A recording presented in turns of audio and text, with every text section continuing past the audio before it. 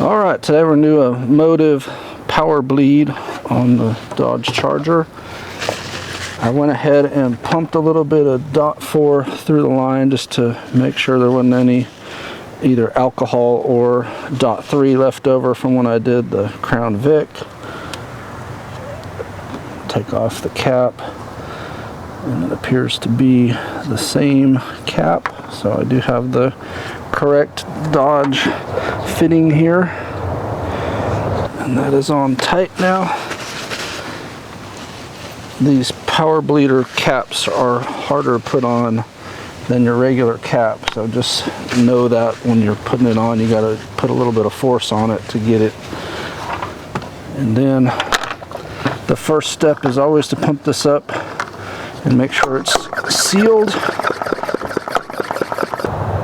So I'll put it at about 10 and we will see if it holds that for a few minutes, then we'll know it's sealed. I'm pretty sure it's sealed. Usually what I find when you attach these is if you've got a leak, it shows up pretty quickly. If you lose, a pound over say 30 minutes or something, it's probably not really that big of a deal. I mean, obviously it's better if you're not losing anything, but usually if you didn't get this sealed, the air just comes right out. And that connection there, I always put some Teflon tape on it, and it seems to do a great job as far as not leaking. So we'll come back in a few minutes and make sure that's still holding. Alright, it's holding pressure, so I'll relieve the tank pressure. Unfortunately, the location of the hose is really the weak link of this tool. It's always in the way. I don't know if they had to put it right there to make it flow right, if they couldn't put it somewhere else, but it's always in the way. Got a fresh bottle of .4. Just remove the seal.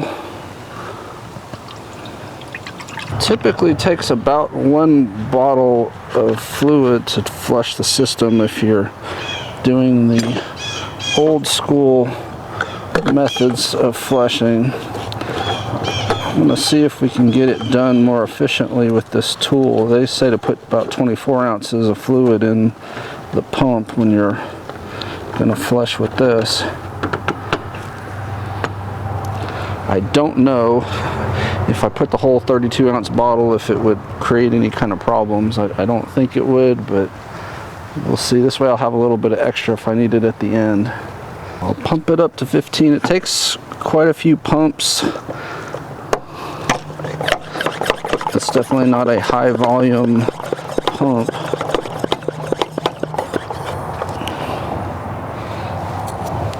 And then you see how it works. It kind of, air bubbles come up out of the master cylinder and get replaced with fluid. So even though there's air in the lines, it keeps the master cylinder full. Now, one caveat, if you don't put enough fluid in here and you do it, I notice you kind of have to give it a break once in a while and let the master cylinder refill. Otherwise, the master cylinder can start to run a little bit low. But if you do this the way they say, where you put at least 24 ounces in there, it seems to just constantly keep it full. With that, we'll do our normal type of bleed. Go passenger rear, driver rear, passenger front, driver front. And the nice thing is, with this keeping the pressure, we just open the bleeder valves and the fluid will flow. Cap.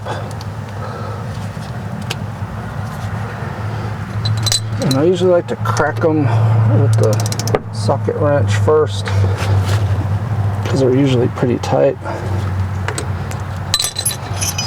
And then put this over it, hook up the hose,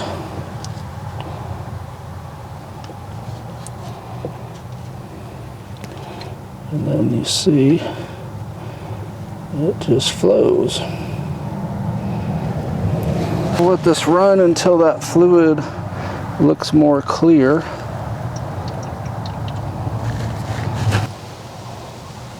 You see, I'm getting quite a bit of air out of there.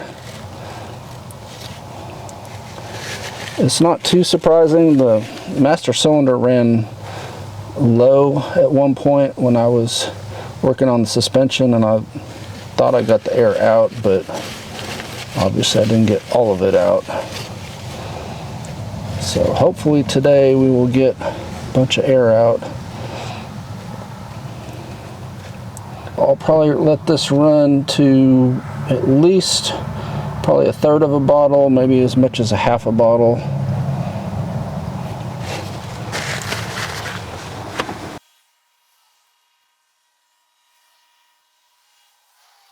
So you see how this tool makes it a lot easier than either have, obviously if you have a partner that can pump the pedal for you, then you don't really need this tool per se. But if you're trying to do a one-person bleed and you're trying to either pump the pedal blindly and hope that the air is coming out and you're not able to watch the fluid coming out and so forth, this makes it easier because you can see if fluid's coming out, if air's coming out. It's looking like pretty clear fluid right now. I don't know if you can see on camera, there's 2 air bubbles in there. When I lower this down, they'll come back up. And then when I raise it up, they're going back up there. So I'll open this valve again.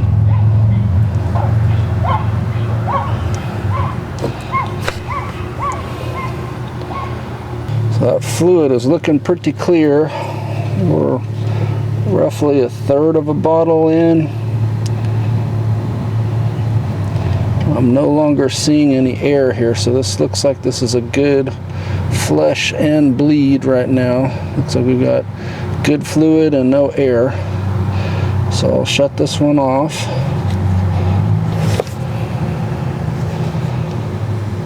Let the fluid drain down so it doesn't spill and into the bottle.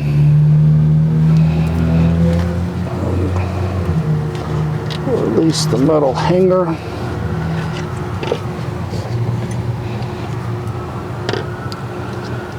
So that's about what we did for the rear passenger.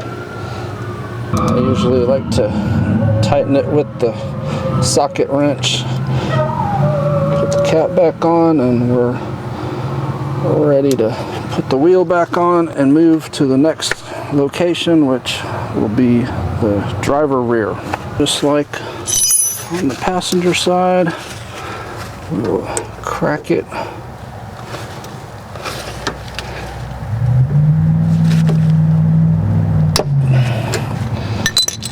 Then attach our tools. We've got a tiny air bubble there.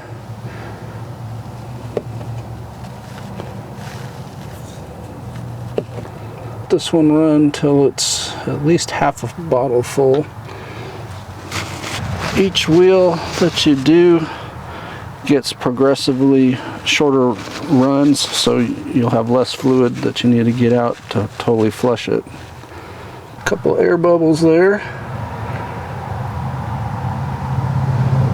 Bunch of air bubbles.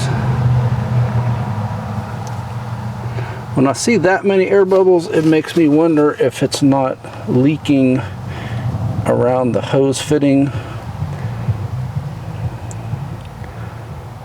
So that's almost all air that was coming out of there.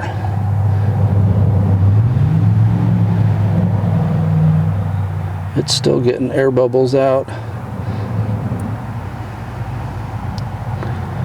I'll let this one run even longer, because if any of that air is in the system and needs to come out, the last thing you want in your brake system is air. I don't know if that's showing up on camera, but it's basically a lot of air bubbles.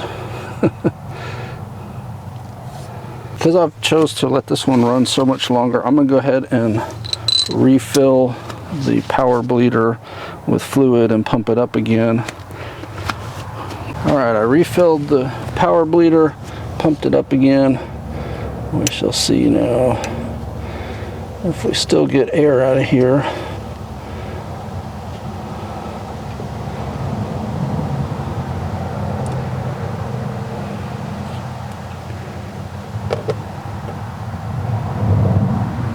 Now it looks like it's just fluid coming out.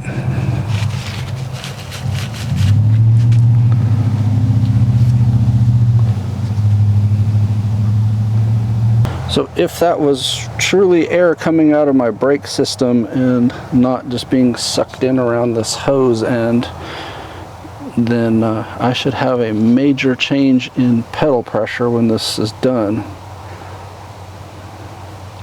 And this car has had great brakes and great pressure, but it's still felt a little bit spongy, and I didn't realize it had that much air in it. So it's looking like it's all fluid now, and I don't want to run out of fluid and not be able to bleed the two front ones, so I'm going to stop now.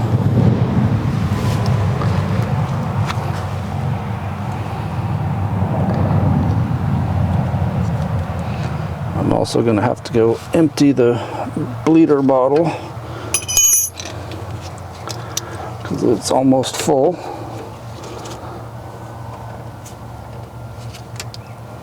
Now we're at the passenger front. This one was bled when I had the master cylinder go low, and a ton of air came out. So this one hopefully will not have any air.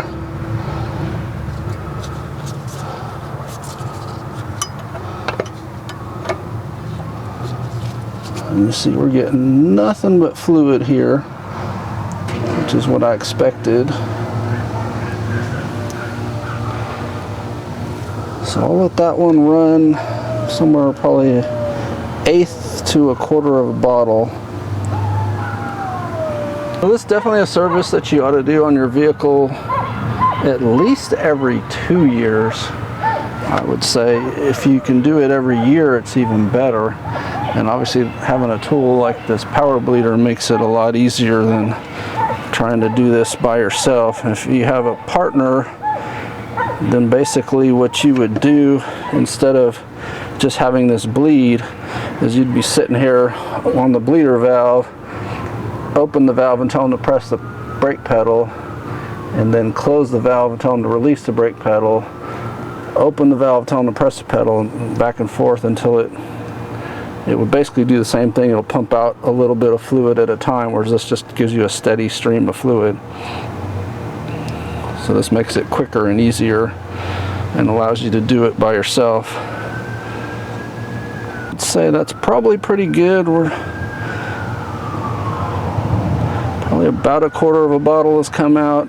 Not a single air bubble has come out. Fluid looks clear in the line.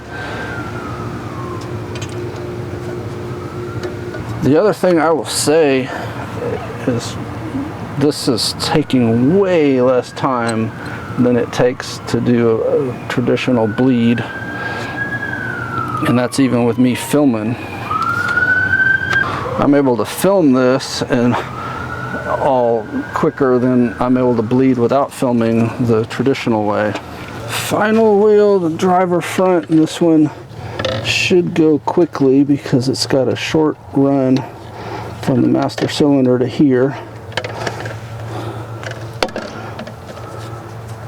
And you see we're getting nothing but fluid. It's already pretty clear fluid. You can see it's keeping fluid here, which is the main thing. So even though there's air above it, that's not going in the master cylinder. This is what's in the master cylinder. So it keeps the pressure, pushing that fluid down. And so I just pumped it back up. I would say you're best to pump it up in between each wheel, get it back to 15. But as long as you're still putting fluid into your master cylinder, which you can see mine is totally filled to the top and up to here, then you're not going to run dry. That is looking done. So we'll go ahead and shut it off and call it a done job. You're done bleeding. Let the pressure out and you will see it will kind of vacuum the fluid back into the bottle, which is nice. instead of it just sitting in the hose waiting to spill all over the place.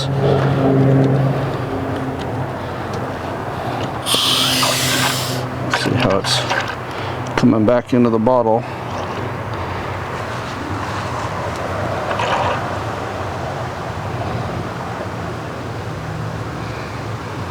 Gravity work for you, and try to get as much of that fluid away from here so that when you uncap this it doesn't go spilling all over the place.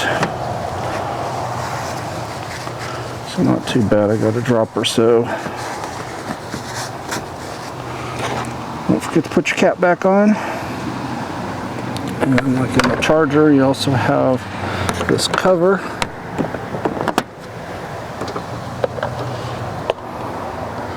Out of a 32-ounce bottle of brake fluid, you see there's a little bit left in there. I'm going to just dispose of it at the recycle center rather than trying to salvage that for future usage. If your master cylinder is slightly overfilled after the process, take your bottle, squeeze it. I think you even gotta, yeah, as long as you cover the little valve there.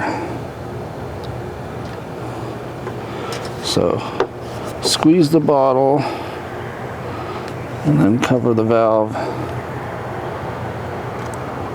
and it will suction the fluid out of the master cylinder for you. Filled to the proper level instead of overfilled. And the moment of truth, we'll start her up and see how firm a pedal we have.